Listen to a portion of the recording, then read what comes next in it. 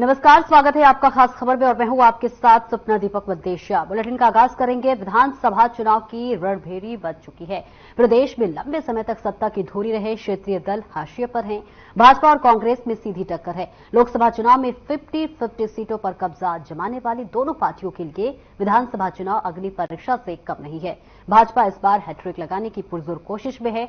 मजबूत संगठन और केंद्र प्रदेश की डबल इंजन की सरकार में हुए कामों के सहारे चुनावी रण में उतरी भाजपा का मुख्यमंत्री का चेहरा बदलने का दांव सत्ता विरोधी लहर को रोकने में कारगर दिख रहा है। और इस बीच दूसरी तरफ बगैर संगठन के लगातार तीसरी बार विधानसभा चुनाव लड़ रही कांग्रेस के दिग्गजों की बात कर ले तो गुटबाजी कोड़ में खाज का काम कर सकती है। सत्ता विरोधी लहर की आस लगाए बैठी कांग्रेस की नजर आंदोलनरत किसानों और कर्मचारियों सहित मौजूदा सरकार से नाखुश लोगों को एकजुट कर चुनावी लाभ लेने पर है। वहीं आपको बता दें, लोकसभा चुनाव में राजनीतिक दलों के प्रदर्शन को देखते हुए त्रिशंकु विधानसभा की संभावना से भी इनकार नहीं किया जा सकता है। और इस बीच किंग मेकर वही जसपा में बिखराव। 2019 के विधानसभा चुनाव में भाजपा को पूर्ण बहुमत नहीं मिलने के बाद जसपा ने किंग मेकर की भूमिका निभाई थी और जसपा के साथ गठबंधन किया गया था। 10 सीटों के साथ जसपा ने गठबंधन किया था और इस बीच बाद में जसपा से जो है गठबंधन टूट भी गया था। तब विधानसभा चुनाव से पहले जिस तरह से मुख्य विपक्षी दल इनेलो दो फाड़ हुआ, उसी तर्ज पर इनेलो से निकली जसपा में आज बिखराव की स्थिति है और 10 में से 6 विधायक जसपा का साथ छोड़ चुके हैं। और इसी तरह आम आदमी पार्टी और इनेलो के लिए यह राह जो है आसान नजर नहीं आ रहा है। तो वही भारतीय जनता पार्टी ने चुनावी तैयारियां शुरू कर दी है। इसी क्रम में भाजपा अगले सप्ताह प्रत्याशियों की लिस्ट भी जारी करेगी। जी हां, विधानसभा चुनाव में किस उम्मीदवार को कहां से उतारना है, इसके लिए पार्टी में मंथन जारी है। तो वही बैठकों का दौर आज से शुरू हो जाएगा। उम्मीदवारों की लिस्ट 26 या 27 अगस्त को आ सकती है। लेकिन इस बीच आपको बताते चले, इलेक्शन कमीशन यानी कि चुनाव आयोग की तरफ से हरियाणा में विधानसभा चुनाव की तारीखों का ऐलान कर दिया गया है। 1 अक्टूबर को विधानसभा चुनाव होने वाले हैं और वहीं 4 अक्टूबर को मतगणना होगा। आपको बता दें कि बस एक ही फेज में चुनाव होने वाले हैं और इस बीच तमाम पार्टियां पूरी जोरों शोरों से तैयारी में जुटी हुई है। तो वहीं लगातार जीत की हैट्रिक लगाने के लिए तमाम पार्टी अब चुनावी मैदान में उतर चुकी है। बीजेपी जीत की हैट्रिक लगा रही है तो वहीं कांग्रेस भी पूरी दमखम के साथ वापसी करने के लिए पुरजोर कोशिश कर रही है। और इस बीच इनेलो और बसपा का भी गठबंधन हो चुका है।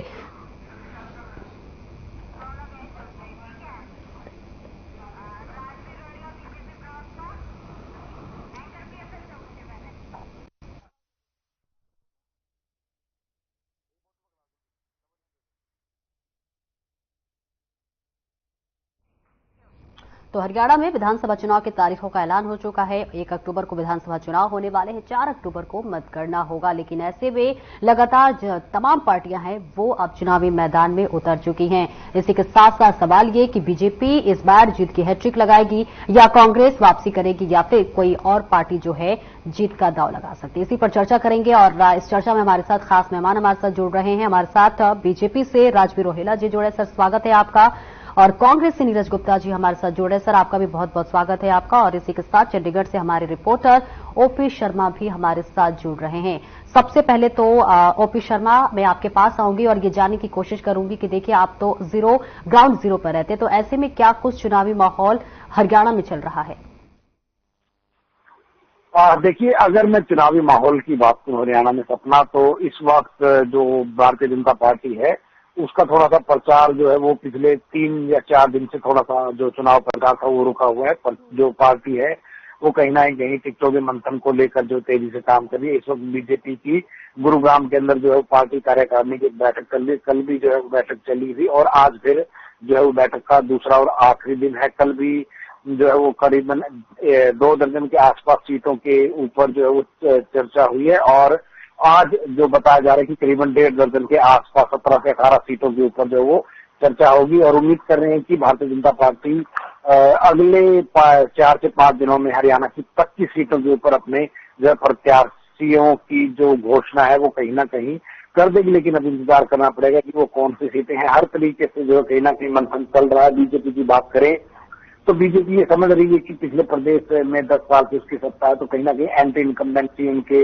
जो खिलाफ होगी। और लोकसभा चुनाव में जिस तरीके से 5 सीटें वो बीजेपी हार गई और कांग्रेस जीत गई, जो कांग्रेस न केवल 46 हल्कों में जो इंडिया गठबंधन वो जीता था, बल्कि बीजेपी 44 गठबंधन में जीती। तो हरियाणा में सरकार बनाने के लिए 46 सीटों की जरूरत होती है, तो बीजेपी वहां पर भी थोड़ी सी पिछड़ती हुई नजर आ रही है। और अब देखना ये है कि कौन कितना किस तरीके से जो है वो अपने प्रत्याशियों की घोषणा करता है, कितने विधायकों या मंत्रियों के जो टिकट करता है। लेकिन जो सूत्रों से जो सुनने में आ रहा है कि पार्टी के अंदर कई विधायकों के जो टिकट कटना वो तय है, और ऐसे में टिकट कटने के बाद उनकी क्या रणनीति होगी, क्या वो निर्दलीय लड़ेंगे या नहीं लड़ेंगे, वो थोड़ा सा बात की बात है। कांग्रेस की बात करें तो कांग्रेस की इस वक्त जो हिसाब मांगो यात्रा है वो कहीं ना कहीं उनकी चल रही है। दीपेंद्र हुड्डा उसको जो है वो चला रहे हैं। वहीं दूसरी तरफ पार्टी के अंदर जो करीबन 2600-2600 के आसपास जो आवेदन आए थे, उनकी जो स्क्रूटनी और जो है सर्वे का दौर कहीं ना कहीं चल रहा है। तो उम्मीद की जा सकती है अगले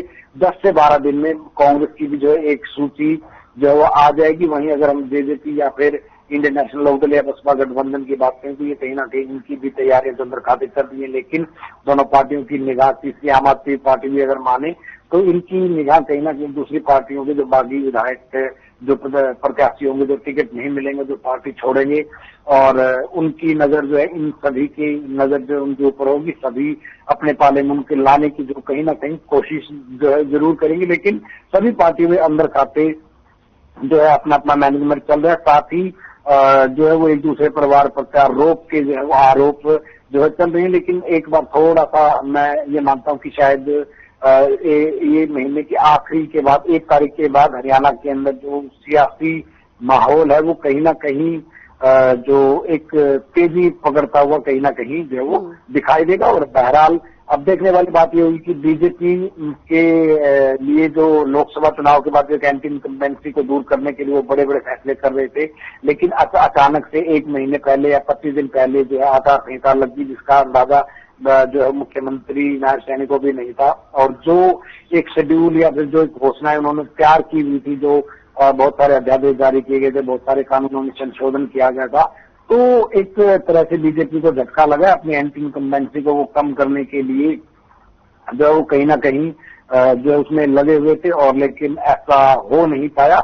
और अब देखना है कि बीजेपी ओवरऑल अपने प्लानिंग से जो है कैसे निकलते। वहीं अगर कांग्रेस की बात करूं तो कांग्रेस के पास जो है वो ठीक है, वो सर्वे के आधार पर टिकट देने का जो कहीं ना कहीं दावा कर रहे हैं। लेकिन जो पार्टी के अंदर एक गुटबाजी है, जो अलग अलग गुट है, उनका क्या होगा। साथ ही पार्टी में बहुत सारे नेता हैं जो अपने बच्चों को कहीं ना कहीं चुनाव के द्वारा स्थापित करने की कोशिश करें। हिसाब से सांसद जयप्रकाश अपने बेटे विकास सहारण को जो है वो किलायत हल्का जो कैथल जिले में पड़ता है वहां से टिकट दिलवाने की फिराक में है। वहीं अगर मैं बाकी नेताओं की बात करूं, चौधरी वीरेंद्र सिंह जो उनके जो बेटे ब्रजेंद्र सिंह है जो हिसाब से सांसद बने थे, वो भी उचाना से टिकट की दौड़ में। इसके अलावा रणदीप सिंह सुरजेवाला भी अपने बेटे को कैथल से कहीं ना कहीं टिकट दिलवाने के लिए जो है अपने अपने पैरवी कर रहे हैं। इसके अलावा और भी बहुत सारे नेता हैं जो कहीं ना कहीं जो इस चुनाव के जरिए जो अपने परिवार को आगे राजनीति में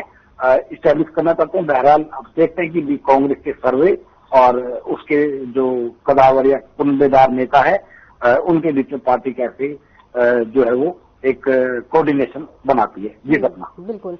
राजवीर रोहिला जी, आपके पास आना चाहूंगी। देखिए, खास तौर से अगर मुद्दों का जिक्र कर ले तो देखिए किसान का जो मुद्दा है वो सबसे ज्यादा हावी होता हुआ नजर आ रहा है। और हमने क्या पूरा देश ने देखा, जब लोकसभा चुनाव हुआ तो उस समय जब आपकी पार्टी के तमाम दिग्गज नेता जब हरियाणा में रैली के लिए निकले थे, उस दौरान किसानों ने विरोध किया था। तो ऐसे में अगर विधानसभा की बात करें तो कैसे इस समस्या का सामना करेंगे, क्योंकि जब किसानों ने विरोध किया, और इसके अलावा भी देखिए विनेश फोगाट की बात कर ले, महिला यौन शोषण का जो आरोप लगा था, कई सारे ऐसे मुद्दे हैं जो कि आप पर भारी पड़ते हुए नजर आ रहे हैं। उसका नुकसान भी देखिए 5 सीटों को गवाकर हुआ आपको।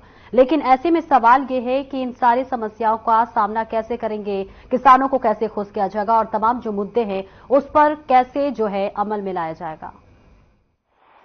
सपना जी नमस्कार, प्रवक्ता साथी को नमस्कार, और हमारे पत्रकारों साथी को भी राम राम मेरी, और आपके दर्शकों को भी। नहीं, भारतीय जनता पार्टी को कहीं किसी से कोई परेशानी नहीं है। भारतीय जनता पार्टी ने 10 साल काम करके दिखाया है, वो चाहे किसानों के लिए, मजदूरों के लिए, शोषितों के लिए, वंचितों के लिए।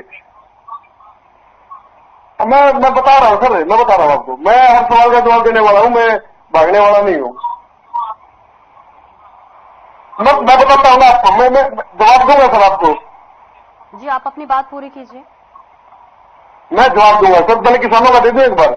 जी। तो किसानों के लिए जो भारतीय जनता पार्टी ने किया वो किसी ने नहीं किया आज तक 17 साल में। ठीक है, कुछ माइंड सेट होते हैं, वो माइंड सेट वो 2014 में भी थे, 2019 में भी थे, 2024 में भी रहने वाले हैं, लेकिन जनता का उन्हें कोई विशेष ज्यादा समर्थन प्राप्त नहीं है, क्योंकि वो उन लोगों की खुद की जो राजनीतिक महत्वाकांक्षा वो सड़क पे है। कोई उचाना से लड़ने की कोशिश कर रहा है, कोई कहीं से कोई कहीं से।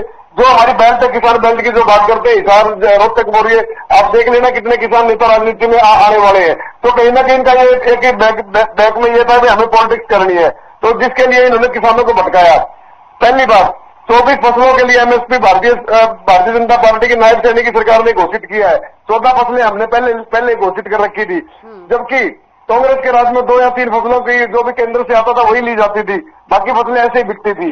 तो ये तो होगी मतलब एमएसपी की बात। जो हमारे प्रधानमंत्री जी हैं, जिन्होंने एक पीएम किसान निधि के नाम से अपने, बताइए, जो अपनी किसान जी, आप अपनी बात पूरी कीजिए राजवीर जी। मैं जवाब दूंगा सर, मैं बिल्कुल जवाब देके जाऊंगा।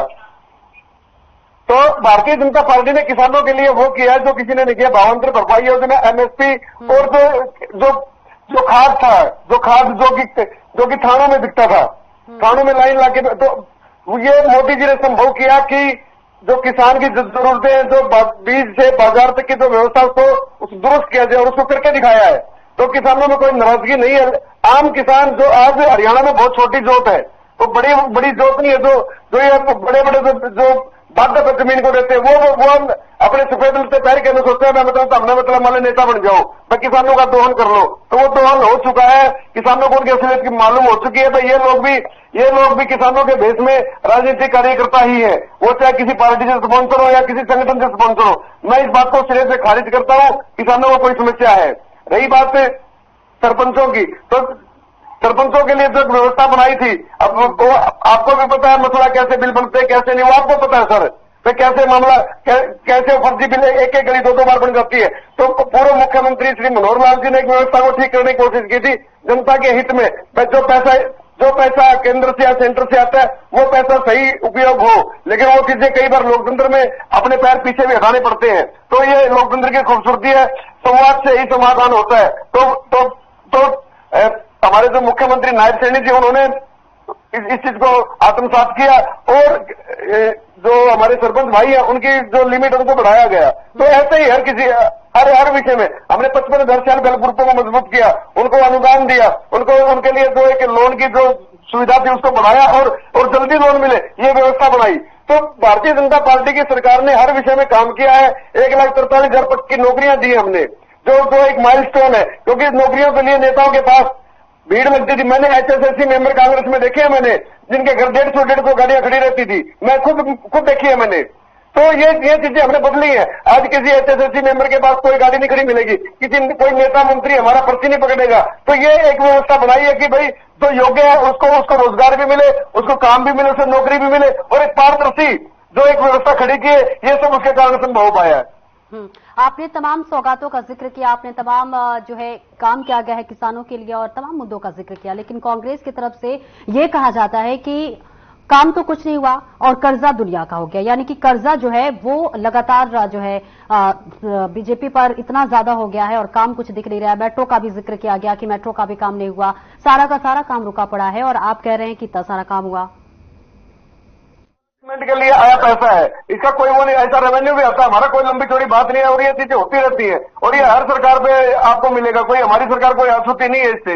लेकिन मैं एक बात कहता हूं, मैं खुद सर, मतलब मैं राजवीर सिंह रोहिला बताता हूं आपको, मनरेगा में एक मेट ने 1200 हाजिरियां लगा दी, मजदूर मेरे पास आए, मैंने 1237 हाजिरियां उसकी कटवाई, और मजदूर उस मेट ने माफी मांगी। आप समझिए भ्रष्टाचार की कहां तक घुसा हुआ है, भ्रष्टाचार कहां तक घुसा हुआ है। तो उसके लिए आप, हम और सरकार सबको मिलकर काम करना, और सरकार काम कर भी रही है, सरकार काम कर भी रही है। और उस पर आप ये 433 योजनाएं जो हमने ऑनलाइन की है, वो लंबी लाइनें लगती थी, वो कहीं ना कहीं हमने उसको राहत देने का काम किया। आज एक क्लिक से आपका बर्थ सर्टिफिकेट बन जाता है, आधार बन जाता है, आपको कहीं लाइन में लगने की जरूरत नहीं होती। नीरज गुप्ता जी, आपके पास आऊंगे। देखिए, आपकी पार्टी की तरफ से बड़ी बड़ी रैलियां की जा रही है और इसी के साथ देखिए शैलजा जी भी अलग अपनी यात्रा निकाल रही है, भूपेंद्र हुड्डा भी अलग जो है यात्रा निकालते हुए नजर आ रहे हैं। और ऐसे में सवाल यह है कि जो चुनावी मुद्दा है, क्या ये रैली उन पर जो है उन्हें खुश कर पाएगी या फिर उसका सामना कर पाएगी? क्योंकि देखिए राजवीर रोहेला ने जी भी ने तमाम बातों का जिक्र किया। उन्होंने कहा देखिए तमाम जो कि आपकी तरफ से, आपकी पार्टी की तरफ से हमेशा ये आरोप लगाया जाता है कि कोई काम नहीं किया गया। देखिए, आरोप लगाना तो उनका काम है, शासन का हो चुका है। ये तो जनता बता रही है इन्होंने क्या काम किया, तभी तो 2014-19 में 40 सीटों पे आ गए। और मेरे भाई झूठ बोलने में इतने माहिर है ना, बीजेपी प्रवक्ताओं को झूठ बोलने की ट्रेनिंग दी जाती है। कितना झूठ बोलते हैं कि हमारे से पहले 2 या 3 फसलें एमएसपी वगैरह। भाई साहब, झूठ तो समझदारी से बोलो, झूठ बोलने के लिए अकल चाहिए। खाता उठा के देख लो, 2004 में कितनी एमएसपी की फसल थी? 12-14 तो पहले ही थे। आप 2-3 बोल रहे हो, सर आप झूठ बोल रहे हो। और आपने जो 10 फसलें करी हरियाणा में होती भी नहीं, सोयाबीन नहीं होती, रागी नहीं होती और दुनिया भर की फसलें उसमें नहीं होती। बेकार का झूठ फैला रहे हो और किसानों को देसी बोल रहे हो, किसानों को आतंकवादी बताने वाले। और आप ऐसे उनके बैरिकेड लगाते हैं जैसे इतनी शक्ति तो बॉर्डर पे भी नहीं की जितनी अपनी। क्या वो देश के निवासी नहीं है या देश के वासी नहीं है जो आपने इतनी बर्बरता से की? 750 किसान को हत्या को मार के और बाद में कहते हैं हमने यू टर्न ले लिया, कृषि कानून वापसी ले लिए। अगर इतनी ठीक थी आपने कृषि कानून वापसी क्यों लिए, कहते हैं ना आप। और रही ये संविधान है, कोई भी इलेक्शन लड़ सकता है। ये बेतुकी बात क्या करते हैं, बतेरे किसान इलेक्शन लड़ेंगे। अरे भाई, संविधान की व्यवस्था ऐसी है, आप इलेक्शन लड़ लो, आपको कौन रोक रहा है? और दूसरा, मेरे बीजेपी प्रवक्ता जितने भी है ना, हर बात को अपनी जस्टिफाई करने के लिए बोल देते भी मैंने करवाया। जैसे इन्होंने मनेरे हो गए धरन दिया, उससे पहले इनके प्रवक्ता रात में डिबेट कर रहा, वो भी कहते जी मैंने करवाया। मतलब सरकार आप लोग चला रहे हो क्या? मतलब सरकारें कहने भर्ती नहीं होगी, आप प्रवक्ता कहने भर्ती हो जाएगी। कितनी अजीब बातें करते हो ना आप अपनी बातों को जस्टिफाई करने के लिए, जिसका कोई अंत नहीं है। इसलिए झूठ बोलने की ट्रेनिंग अपने पास रखो। जनता सब जानती है, जनता आपका बाजा बजा चुकी है। वो तो आप हमें एमपी के चुनाव में भी कहते थे, लोकसभा चुनाव में भी कहते थे कि इनके पास कुछ भी लड़ने को कुछ भी नहीं है, ना इन पर कार्य करता है ना कुछ है। और हम 6 सीटों में आगे चंडीगढ़ के मिला के। और आइए, इतना इंकार अच्छा नहीं है, आपने कुछ नहीं किया। आपने हर वक्त को लाठी से मारा है। और खर्ची पर्ची की बात आप रात करोगे कि रात मैंने डिबेट कर दिया था। अगर खर्ची पर्ची की बात है, कोई तथ्य लाइए। अगर तथ्य नहीं है तो हिंडनबर्ग की जो रिपोर्ट है उसको ही मानिए। उसमें तो आपने रात मुझसे ही बोला कि उसमें तथ्य नहीं है, तो खर्ची पर्ची में तथ्य लाई ना भाई। मेरे भ्रष्टाचार का आरोप लगाने वाले कुछ तो भ्रष्टाचार का प्रूफ लाइए। आपको तो खेल घोटाला, शराब घोटाला, सहकारिता घोटाला, नगर निगम घोटाला, ऐसी यौन व्यवहार का आरोपी जो आपके खेल मंत्री थे, उससे इस्तीफा नहीं लिया। उस बारे में क्या बोलेंगे आप बताइए? हमसे तो इस्तीफा मांगते थे, हम तो फौरन इस्तीफा लेते थे। आपके मंत्री ने इस्तीफा क्यों दिया? बल्कि मुख्यमंत्री सीनियर वकील बन के आगे कि मैं इससे इस्तीफा नहीं लूंगा। ऐसी सारी बातें थी तो आप जनता के मुद्दे पर खड़ा उतरते हैं। सारा हरियाणा जानता है आपने क्या किया। आपके बारे में 2 बार हरियाणा जला, राम रहीम का कांड हो, कुछ भी कांड हो, 2 बार हरियाणा जल गया आपके कार्यकाल में। बताइए, नहीं जला तो बताइए। राम रहीम को पैरोल देने में भाई रहे आप, अभी भी पैरोल दे दी, उससे पहले भी जब इलेक्शन आता तो पैरोल देते हो। सबको पता है आपकी कैसी सरकार है, झूठ बोलने की सरकार है। और आप में तो हमेशा कहते हो एनपीजी नॉन परफॉर्मिंग गवर्नमेंट सरकार है। और आपके सीएम घोषणाएं सीएम रह जाएंगे और आप ऐसे ही देखते रह जाएंगे। जनता मन बना चुकी है आपसे बाहर निकालने का।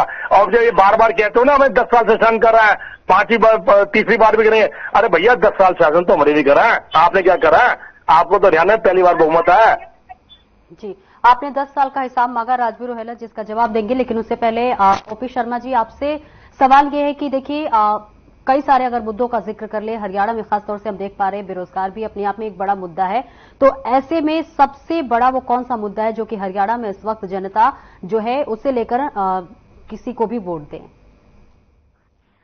देखिए सपना, इस वक्त हरियाणा की अगर हम बात करें तो कोई मुद्दा अब तक तो जो है वो बनता हुआ नहीं दिखा रहा है। जो हाल लोकसभा चुनाव में था वही था। और कुछ हद तक मैं ये कहूं तो ज्यादा नहीं तो 20 से 25% तक भारतीय जनता एंटी इनकम्बेंसी को हल्का सा दूर करने में जो कामयाबी थोड़ी सी हुई है। और अगर हम दोनों पार्टियों की बात करें तो दोनों पार्टियां हरियाणा के नजरिए से एक ही काम करती हैं। जो पिछली कांग्रेस सरकार में जो कमियां थी, उन कमियों को देखते हुए कहीं ना कहीं जनता ने जो बीजेपी को सत्ता सौंपी थी। और लोकसभा चुनाव के अंदर बीजेपी की कमियां देखते हुए 5 सीटें जो है वो कांग्रेस को कहीं ना कहीं सौंपी थी। और अगर हरियाणा की नजरिए से देखें तो जो 10 साल की कांग्रेस की सरकार थी उसमें वो कर्ज बढ़कर करीबन जो है 70,000 करोड़ के आसपास हो गया था। और 2014 के चुनाव के दौरान बीजेपी ने इसको जोरों शोरों से जो कहीं ना कहीं भुनाया था, लोगों के बीच में गया था। बीजेपी गई थी और उनका कहना था कि प्रदेश को कर्जवान बना दिया, प्रदेश को कर्जवान बना दिया। लेकिन आज वही कर्ज जो है करीबन 2.5 से 3 लाख करोड़ के बीच में जो है पहुंच चुका है और बीजेपी इसको जस्टिफाई करती है कि हम विकास के लिए करते हैं। और उस वक्त कांग्रेस ने भी जो है जस्टिफाई किया था और बहुत सारे वादे जो है वो बीजेपी ने भी किए हैं, वो पूरे नहीं हुए। कांग्रेस ने भी 2005 का जब इनको मैनिफेस्टो आया था तो हरियाणा से जो वैट कानून जो देश के अंदर सबसे पहले हरियाणा में चौटाला सरकार ने 2003 या 4 के आसपास लगाया था, तो कांग्रेस ने 2005 के मैनिफेस्टो में उसको हटाने की बात की थी। लेकिन आज भी जो है वो पेट्रोल और डीजल के ऊपर हरियाणा में वैट लगता है, खत्म ऐसा नहीं हुआ था। ठीक है, दोनों की ही जो पार्टियां हैं, दोनों ही पार्टियों में बहुत सारी कमी है, लेकिन अब थोड़ा सा डिसाइड जनता करेगी कौन कितने बिल्कुल, ये जनता ही डिसाइड करेगी कि किसे जो है अपने वोट से वो छोड़ देगी। राजवीर रोहेला जी, कांग्रेस आपसे 10 साल का हिसाब मांग रही है, क्या हिसाब आप दे पाएंगे या फिर इंतजार इस बात की कि जनता करेगी हिसाब? सपना जी, हम जनता के प्रति उत्तरदायी हैं। हमें किसी पार्टी से कोई मतलब नहीं है, वो पार्टी क्या कर रही है क्या नहीं वो उसका अपना एजेंडा है। और हमने तो जनता के लिए 10 साल काम किया है। हमारे मुख्यमंत्री श्री नायब सैनी जी, पूर्व मुख्यमंत्री श्री मनोहर लाल जी और हमारे वर्तमान प्रदेश अध्यक्ष श्री मोहनलाल बड़ौली जी के साथ साथ मिलकर हर वो कार्यकर्ता जनता में जा रहा है। हमारे लगातार प्रोग्राम चल रहे हैं, बूथ से लेकर मंडल से लेकर हल्के से जिला और राष्ट्रीय और प्रदेश कार्यालय तक। आज हमारी एक मीटिंग हो रही है जो पंचकमल इस गुरु कमल में गुड़गांव है, जहां हमारी 17 जिलों की जो हमारी रायशुमारी आई है उस पर विस्तृत चर्चा होगी और आने वाले समय में निश्चित तौर पर भारतीय जनता पार्टी की लिस्टें आने वाली है केंद्रीय नेतृत्व द्वारा जो अनुमोदित होंगी। तो हम लोग जनता में है, हम लोगों ने जनता का काम किया है और काम बोल रहा है। आप रैंडमली, मैं अपने मेरे पत्रकार साथी है जो बड़े सीनियर है, आप फील्ड में भी रहते हैं, आप किसी भी गांव में रैंडमली चले जाइए, 10-20 बच्चे आपको लगे मिलेंगे बिना पर्ची बिना खर्ची, वो चाहे डी ग्रुप की, सी ग्रुप की, बी ग्रुप की, ए ग्रुप, कोई भी नौकरी है। मैं कोई ये नहीं कह रहा भाई ये फलानी नौकरी में, क्योंकि हमने एक व्यवस्था खड़ी करी थी और जिसके लिए मनोहर लाल जी ने भी माना कि मेरे ऊपर बाहर से भी दबाव था, अंदर से भी दबाव था। और वही बात नायब सैनी जी ने अपने जनसभाओं में कही है कि मैं पर्ची लेकर गया था और मुख्यमंत्री जी ने ये बोला कि मैं जेब में डाल ले। तो ये बड़ी बात है कि हम अपनी कमियां जो हमारे अंदर या जो हमारे साथ जो घटित और हम बता रहे हैं। तो ये व्यवस्था परिवर्तन के लिए थोड़ी सी दिक्कतें आती है, जो दिक्कतें हमें झेलनी भी पड़ी है, हमें कहीं ना कहीं थोड़ा बहुत इधर उधर से झेलना भी पड़ा, आरोप भी लगे, हमारे ऊपर आलोचना भी हुई। लेकिन मुख्यमंत्री जी का एक फैसला था कि भाई हमें व्यवस्था परिवर्तन करना और दिखाना है कि हरियाणा में योग्य बच्चे भी नौकरी लग सकते हैं।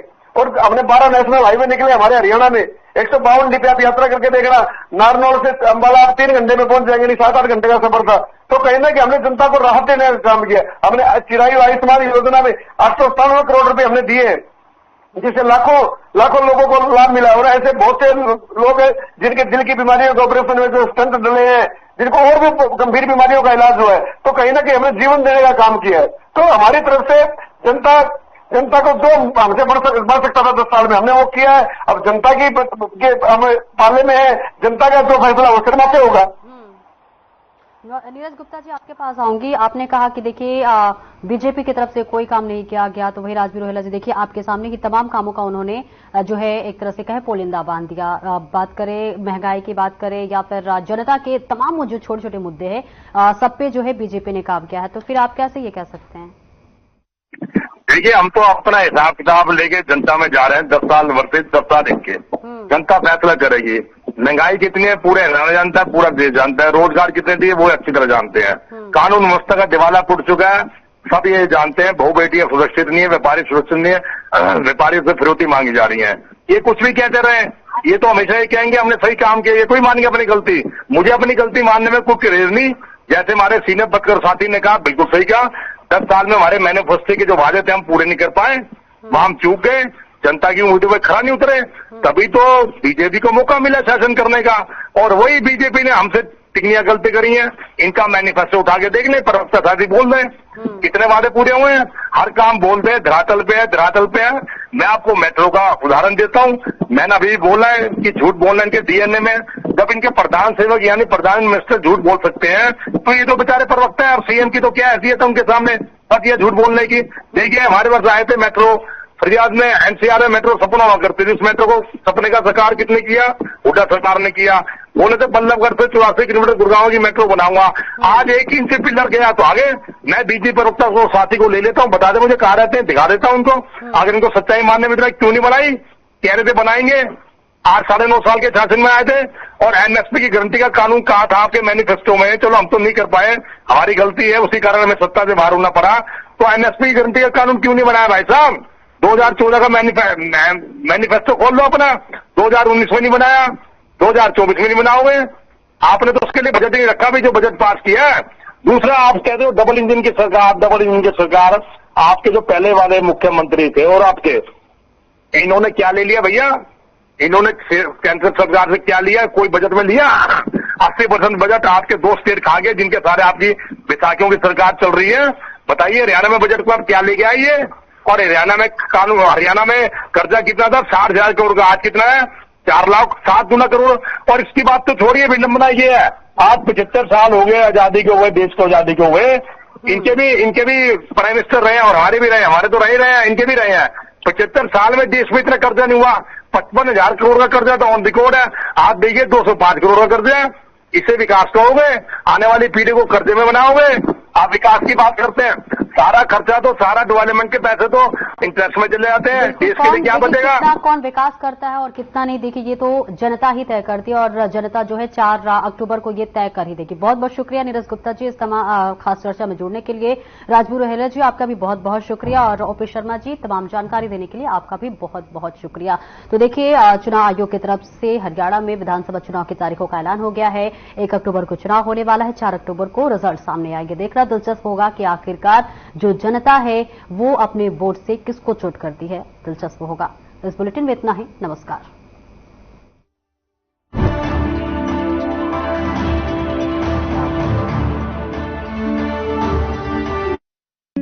Hey mom, hey, look, I can